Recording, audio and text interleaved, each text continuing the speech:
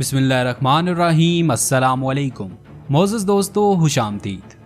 नाज़रीन ग्रामी, पाकिस्तान के दुश्मन अपने तमाम हरबे आजमा चुके हैं कि किसी तरह पाकिस्तान को डिस्टेबलाइज किया जाए, लेकिन वो मुसलसल नाकाम रहे। दुश्मन ये जान चुका है कि जब तक पाकिस्तान की फ़ौज मजबूत है, आवाम फ़ौज के साथ है, तब तक हम अपने मकासद हासिल नहीं कर सकते।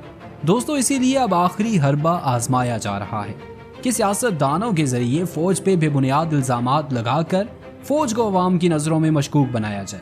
पहले ये काम नून लीग ने किया और अब पीटीआई के कुछ अनासर भी यही कर रहे हैं। बावजूद इसके कि इमरान खान दर्जनों बार कह चुका है कि फौज पर तनकीद ना करें। जिन मुल्कों की फौज कमजोर होती है उनका हाल लीबिया, इराक जैसा होता है।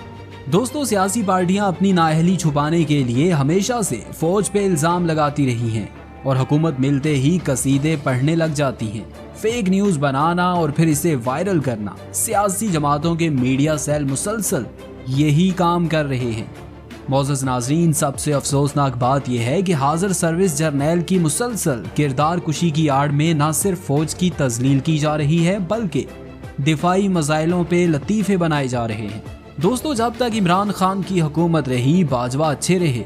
हुकूमत जाते ही बाजवा बुरे बन गए।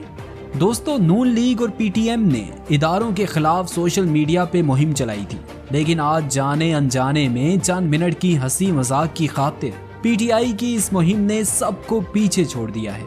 दोस्तों, आवाम और फौज में दरारें डालने के लिए आर्मी मुखालिफ बयानियां बनाया गया है। चंद माह जब पीटीआई की हुकूमत वाज़ेह अक्सरियत से आ गई तो यही बाजवा सबके लिए मोअज़्ज़ज़ होगा।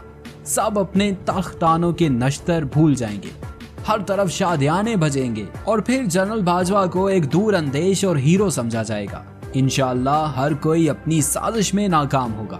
दोस्तों, पाकिस्तान आर्मी पाकिस्तान की बका का एक मजबूत सतून है और अंदरूनी या बैरूनी दुश्मन इस सतून को कभी चाहकर भी ढा नहीं सकते।